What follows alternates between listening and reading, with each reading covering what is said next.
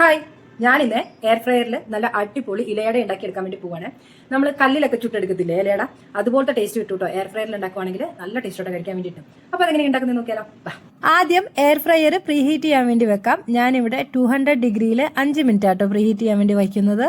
ഇനി അട ഉണ്ടാക്കാനായിട്ട് നമുക്ക് മാവ് തയ്യാറാക്കി എടുക്കാം. അതിന് വേണ്ടിയിട്ട് ഞാനിവിടെ ഗോതമ്പ് പൊടി എടുക്കുന്നുണ്ട്, മൈദ എടുക്കുന്നുണ്ട്. ഗോതമ്പ് പൊടി മാത്രം ഉപയോഗിച്ചും മൈദ മാത്രം ഉപയോഗിച്ചും നമുക്ക് അട ഉണ്ടാക്കി എടുക്കാവേ. ഞാനിപ്പോൾ ഇത് രണ്ടും കൂടി എടുത്തുന്നേ ഉള്ളൂ.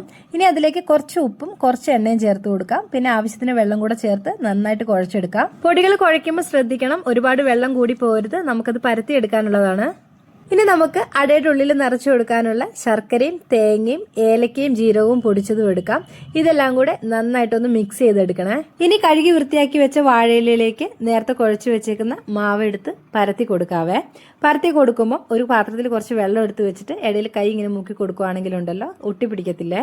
പരത്തി കഴിഞ്ഞു കഴിയുമ്പോൾ അതിന്റെ ഉള്ളിലേക്ക് തേങ്ങയും ശർക്കരയൊക്കെ ഇട്ട് കൊടുക്കാം. മാവ് കുഴയ്ക്കുമ്പോൾ പ്രത്യേകം ശ്രദ്ധിക്കണം, വെള്ളം കൂടി പോകരുത്. വെള്ളം കൂടി പോയിട്ടുണ്ടെങ്കിൽ ഇലയുടെ പുറത്തേക്ക് വരും കേട്ടോ. ഇനിയിപ്പോൾ നമുക്ക് ഇതെല്ലാം കൂടെ നന്നായിട്ടൊന്ന് മടക്കി കൊടുത്ത് എയർ ഫ്രയറിന്റെ ഉള്ളിലേക്ക് വെച്ച് കൊടുക്കാം. ഞാനിപ്പം ഒരടയാണ് എയർ ഫ്രയറിന്റെ ഉള്ളിൽ വെച്ചേക്കുന്നത്. അത്യാവശ്യം വലുപ്പമുള്ള 2 അട വരെ ഒറ്റയടിക്ക് ഉണ്ടാക്കി എടുക്കാൻ പറ്റുവേ. എന്റെ എയർ ഫ്രയർ 5 ലിറ്ററിന്റെ ആണ്.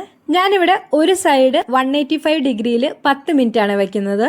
10 മിനിറ്റ് കഴിയുമ്പം എയർ ഫ്രയർ തന്നെ ഓഫ് ആവും. അപ്പൊ തുറന്നിട്ട് നമുക്ക് തിരിച്ചിട്ട് കൊടുത്ത് അപ്പുറത്തെ സൈഡ് നന്നായിട്ട് വേവിച്ചെടുക്കാം. അതും 10 മിനിറ്റ് 185 ഡിഗ്രി തന്നെ ആട്ടോ ഞാൻ വേവിക്കുന്നത്. ഞാൻ എയർ ഫ്രയർ വാങ്ങിക്കുന്നതിന് മുമ്പ് ഓവൻ വാങ്ങിച്ചിട്ടുണ്ടായിരുന്നേ. അത് ഞാൻ അത്രയ്ക്ക് അങ്ങോട്ട് ഉപയോഗിക്കാറുണ്ടായിരുന്നില്ല. പക്ഷെ എയർ ഫ്രയർ ഞാൻ നന്നായിട്ട് ഉപയോഗിക്കാറുണ്ട്.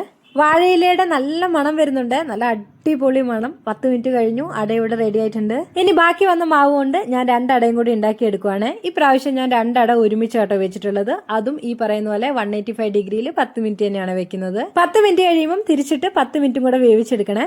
അടയെല്ലാം ഇവിടെ റെഡി ആയിട്ടുണ്ട്. നല്ല മണമാട്ടോ, നല്ല അടിപൊളി മണം. ഒരു തുള്ളി പോലും കരിഞ്ഞു പോയിട്ടില്ല. ഇതാട്ടോ,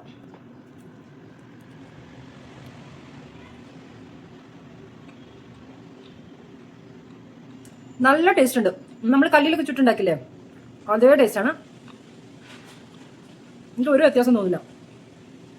നല്ല രസമുണ്ട്. ഉള്ളൊക്കെ വെന്ത് നല്ല അടിപൊളിയായിട്ടുണ്ട്.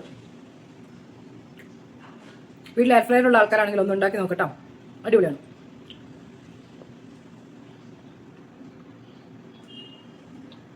സൂപ്പർ. ഞാനപ്പോൾ ഇത് കഴിച്ചു തീർക്കട്ടെ. നമുക്ക് മറ്റൊരു നല്ല വീഡിയോ ആയിട്ട് വീണ്ടും കാണാം. ബൈ, ടാറ്റാ.